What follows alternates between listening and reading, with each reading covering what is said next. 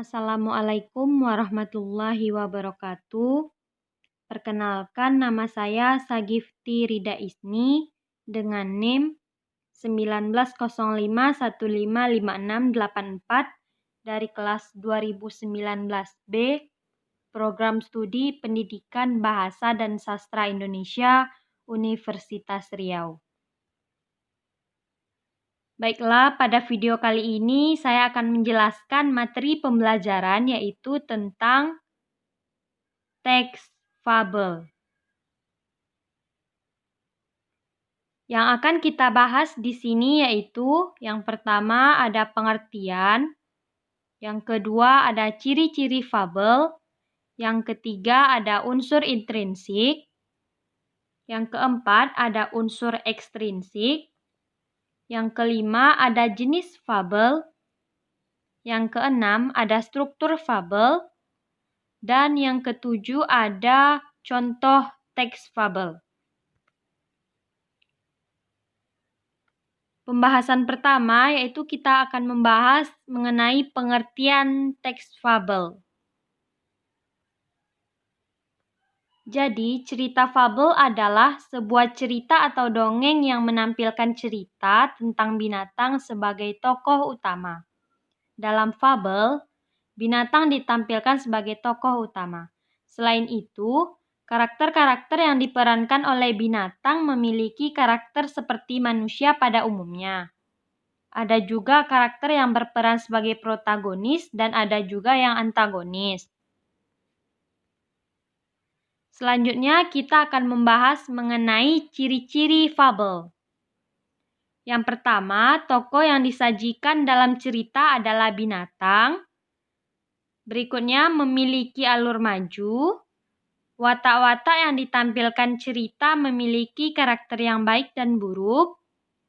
Berikutnya, menyajikan rangkaian cerita atau peristiwa yang menunjukkan sebab akibat. Latar dalam sebuah cerita menggunakan latar alam seperti hutan, gurun, sungai, dan lain-lain. Ceritanya singkat dan cepat. Alurnya dibuat sederhana sehingga mudah dipahami. Berikutnya kita akan membahas mengenai unsur intrinsik yang terdapat dalam fabel. Yang pertama ada tema atau pokok cerita. Yang kedua ada alur yang terdiri dari alur maju, alur mundur, dan campuran. Dan berikutnya ada latar atau setting, terdiri dari suasana, waktu, tempat. Berikutnya ada penokohan, terdiri dari protagonis, antagonis, dan tritagonis. Berikutnya ada sudut pandang, adalah cara pandang seorang pengarang atau pembaca dalam cerita. Berikutnya ada amanat. Amanat adalah pesan yang disampaikan oleh pengarang kepada pembaca fabel. Pembahasan berikutnya yaitu mengenai unsur ekstrinsik dalam fabel. Unsur ekstrinsik merupakan faktor-faktor eksternal yang mempengaruhi penciptaan sebuah artikel atau karya sastra. Di sini biasanya terdapat budaya dan nilai-nilai yang dianut, tingkat pendidikan, kondisi sosial di masyarakat, agama dan kepercayaan, juga terdapat politik, ekonomi, hukum. Pembahasan berikutnya yaitu tentang jenis fabel. Jenis fabel di sini ada dua. Yang pertama ada namanya fabel klasik. Jadi fabel klasik adalah cerita yang memang sudah ada pada zaman dahulu yang tidak diketahui kapan waktu kemunculannya. Cerita ini diwariskan lewat lisan dengan secara turun-temurun oleh orang tua kepada anak-anaknya, serta juga selalu tersambung pada generasi berikutnya. Yang kedua, namanya yaitu ada fabel modern. Jadi, fabel modern ini merupakan cerita yang muncul di dalam waktu yang relatif belum lama serta juga sengaja ditulis oleh pengarang ialah sebagai ekspresi kesastraan. Apabila dilihat dari jumlahnya, fabel modern lebih banyak daripada fabel klasik. Tokoh binatang pada fabel modern ini biasanya lebih beragam. Berikutnya kita akan membahas mengenai struktur dari fabel. Jadi ada beberapa strukturnya. Yang pertama terdiri dari orientasi. Orientasi merupakan bagian yang ada pada awal cerita. Pada bagian tersebut diuraikan mengenai para tokoh-tokoh yang ada, suasana, lokasi, dan waktu pengenalan background kepada pembaca maupun pendengar. Yang kedua, strukturnya yaitu komplikasi. Komplikasi adalah bagian munculnya permasalahan di mana tokoh utama bertentangan dengan konflik. Bagian komplikasi harus terdapat dalam teks fabel. Apabila tidak terdapat komplikasi, maka masalah harus diciptakan. Berikutnya yang ketiga, strukturnya ada resolusi. Resolusi adalah bagian teks yang mengandung pemecahan masalah yang dialami ataupun yang sudah dirasakan oleh tokoh dalam cerita fabel. Dan yang keempat, ada namanya koda. Koda merupakan bagian akhir yang biasanya sering diselipkan nilai-nilai moral maupun amanat yang dapat diambil dari cerita itu sendiri. Dan yang terakhir, kita akan membahas mengenai contoh dari teks fabel. Di sini saya mengambil contohnya yaitu kupu-kupu berhati mulia. Jadi di sini ada terdapat strukturnya yaitu orientasi. Di sini adalah pengenalan awal cerita yaitu dikisahkan pada suatu hari yang cerah ada seekor semut berjalan-jalan di taman.